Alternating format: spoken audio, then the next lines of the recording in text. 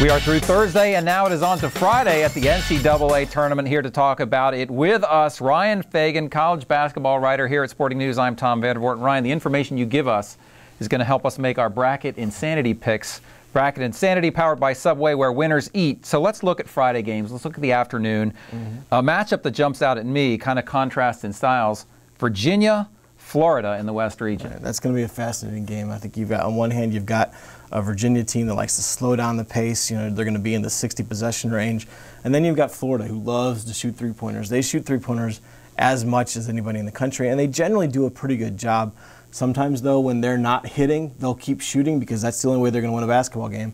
So if Virginia can do a good job of extending the defense out past the three-point line and really pressuring the shooters, you know, forcing Irving Walker and Kenny Boynton in particular into bad shots, which, you know, they've shown in the career they're not afraid to take a shot.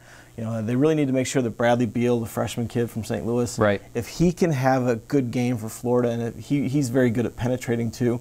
If he's on, I think. So they need him to break down the UVA defense. They really do. You know, I think you look at the veterans that they have. You know, Boynton and Walker have been there a couple of years, but Brad Beal all year, Billy Donovan's given him more minutes than the other guys, and I think that really speaks to what he thinks of that kid. Now, on the Virginia side of the ball, you got Mike Scott, clearly the guy they're going to have to feature on offense. Without a doubt, Mike Scott is a great individual talent. I remember talking to him at the ACC tournament, and he lost last year to an injury, and he told me that, you know, his diet was Krispy Kremes, you know.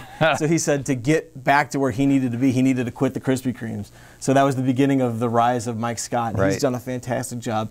He shoots the baseline jumper as well as anyone in the country, any big in the country. Tough to stop that shot. Absolutely impossible to stop when he's on. Now, another game that intrigues me, first game of the day, Texas and Cincinnati. Texas, a young team, athletic team, don't play the best defense. Yeah, they're a team that they're learning. You know, some have said that this is Rick Barnes' best job because he's working with a flawed group. You know, basically on offense, you have Jacobin Brown, who is a great scorer. He's really developed in his time at Texas.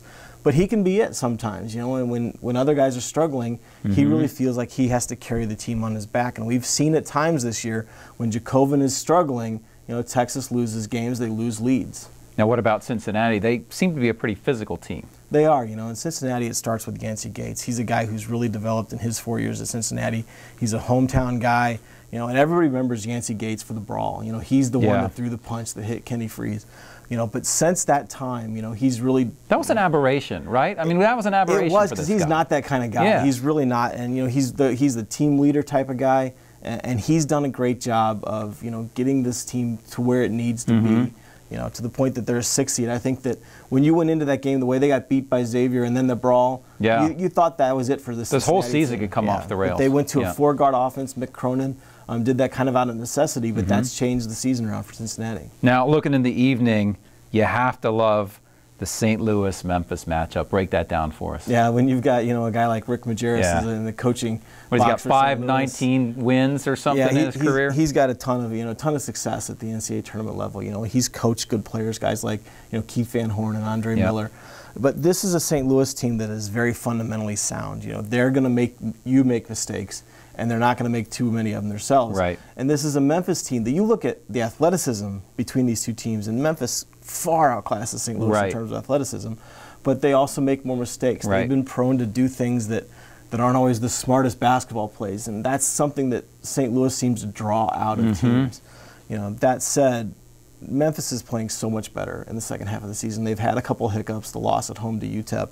But aside from that, I think Memphis is a team that, you know, a lot of people are picking them to beat Michigan State in the round of 32. And so, you know, that's because they have so much talent there. Yeah, it's interesting. If you can make a team try to play above its head a little bit, even if they're a little better than you, they start making mistakes, and that's how you can capitalize. And that's what SLU has been so good at this year. Now talk to me about St. Mary's, because we're so used to Gonzaga coming out of the West Coast Conference. We got St. Mary's this year. They play Purdue out of the Big Ten. Tell me about that matchup. It's intriguing. Yeah, St. Mary's has done a great job this year. You know, they've felled the giant in Gonzaga. You know, they won the regular season title and they won the West Coast Conference title. A lot because of their guard play. You have Matthew Dellavedova, the point guard from Australia, who's just done a fantastic job. He's really matured as a player since he's got there. He has kind of a funky style sometimes. It's hard for other opponents to guard him and keep him in front. Because the water goes the other way down the drain. You know, that must be, I mean, who knows, but whatever it is, he's got to work. And, you know, and Rob Jones is a guy, you know, I love watching him play. He's, you know, I think 6'7", but he's solid. You know? He can go in there and bang for the rebounds. He can go out and step out and shoot the three, which makes him more dangerous to guard.